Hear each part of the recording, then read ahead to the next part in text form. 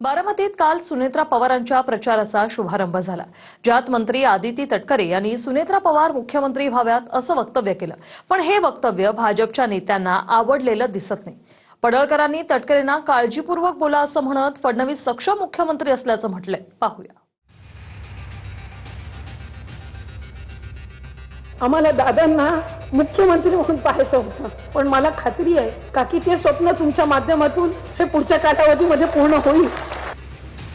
अजितदादा मुख्यमंत्री झाले नाही, पण सुनेत्रा पवारांच्या माध्यमातून हे स्वप्न पूर्ण व्हावं अशी इच्छा मंत्री आदिती तटकरे यांनी व्यक्त केली. पण भाजपच्या नेत्यांना हे आवडलेलं दिसत नाही. आदिती तटकरेंनी काळजीपूर्वक बोललं पाहिजे. फडणवीस सक्षम आहेत आणि महाराष्ट्र देवाभाऊंसोबत आहे असं उत्तर पडळकरांनी दिलं. तर भाजपचे प्रदेशाध्यक्ष रवींद्र चव्हाणांनी थेट उत्तर न देता भाजपचे कार्यकर्ते सुनेत्रा पवारांना निवडून आणतील अशी प्रतिक्रिया दिली. आम्हा सगळ्या कार्यकर्त्यांचं नेहमी एक स्वप्न राहिलं, आम्हाला दादांना मुख्यमंत्री म्हणून पाहायचं होतं. आमच्या सगळ्यांची ती इच्छा होती.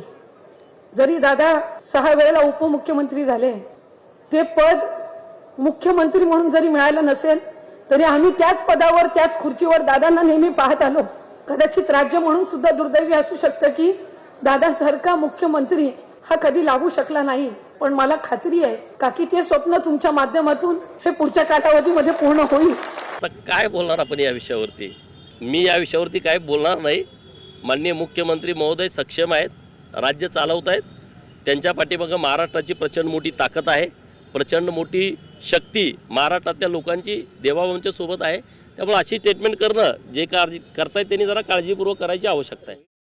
मी आज आपण कार्यकर्त्यांचा असणारा मेळावा होता. देवेंद्रजींनी ज्या सूचना किंवा विनंती जी कार्यकर्त्यांना करायला हवी होती ती कार्यकर्त्यांना केलेली आहे. भारतीय जनता पार्टीचा कार्यकर्ता पक्षाने सांगितलेली भूमिका जी आहे त्या भूमिकेबरोबर नेहमी राहण्याचा प्रयत्न करतो आणि मला खात्री आहे की भारतीय जनता पार्टीचा पूर्ण कार्यकर्ता बूथ लेवलवरती पूर्ण ताकदीने सुनेत्राताईंबरोबर राहील आणि महायुतीच्या उमेदवार सुनेत्राताई या प्रचंड बहुमताने जिंकून.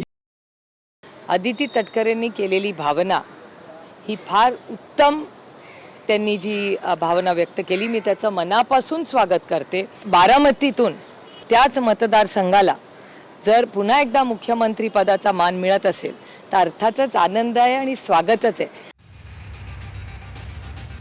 खरं म्हणजे या विषयाची सुरुवात आदिती तटकरेंनीच केली.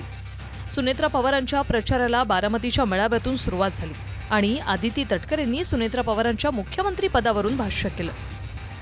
त्यानंतर संजय राऊतांनी भाजपला डिवचलं. शिंदेना बघून फडणवीसांनी तसं केलं तर तो त्यांच्या मनाचा मोठेपणा होईल असं संजय राऊत म्हणाले. अजितदादांना मुख्यमंत्री होता आलं नाही.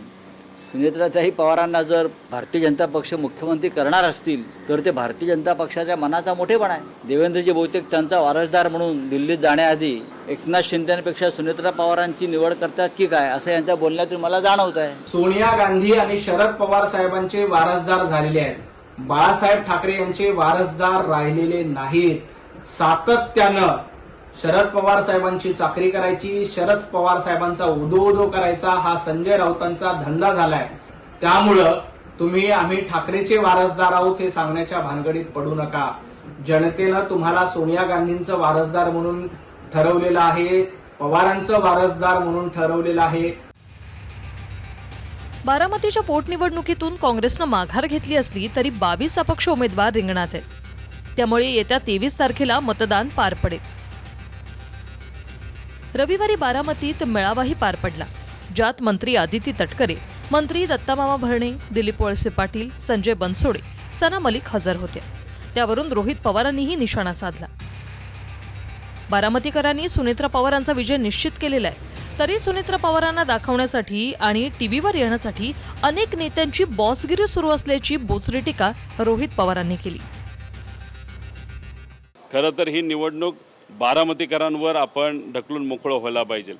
झालं असं जे आम्हाला कळतंय की काही निरीक्षक तिथं जातात, निरीक्षक तिथं जाऊन बारामतीकरांना आदेश त्या ठिकाणी देतात. बारामतीकरांनी ठरवलेलं आहे की सुनेत्रा काकींना सुद्धा अजितदादांकडे बघून, अजितदादांच्या कार्याकडे बघून एक चांगल्या मताधिक्याने निवडून द्यायचं.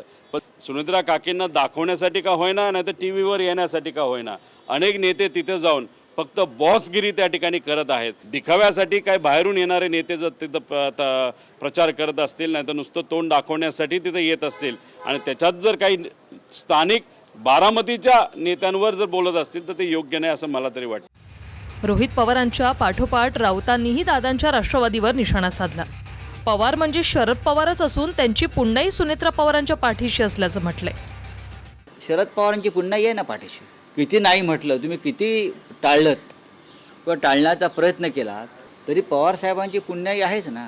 निवडणुकीमध्ये जय पराभव होत असतात, पण पवार म्हणजे शरद पवार, पवार म्हणजे दुसरं कोणी नाही.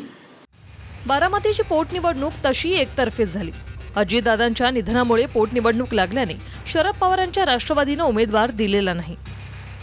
आणि असं असलं तरी दादांच्या राष्ट्रवादीतल्या ठराविक नेत्यांवरचा राग कमी झालेला नाही, हे रोहित पवारांच्या बोलण्यातूनही स्पष्ट झाले. दीपक कापरेसह bureau report, TV9 Marathi, Baramati.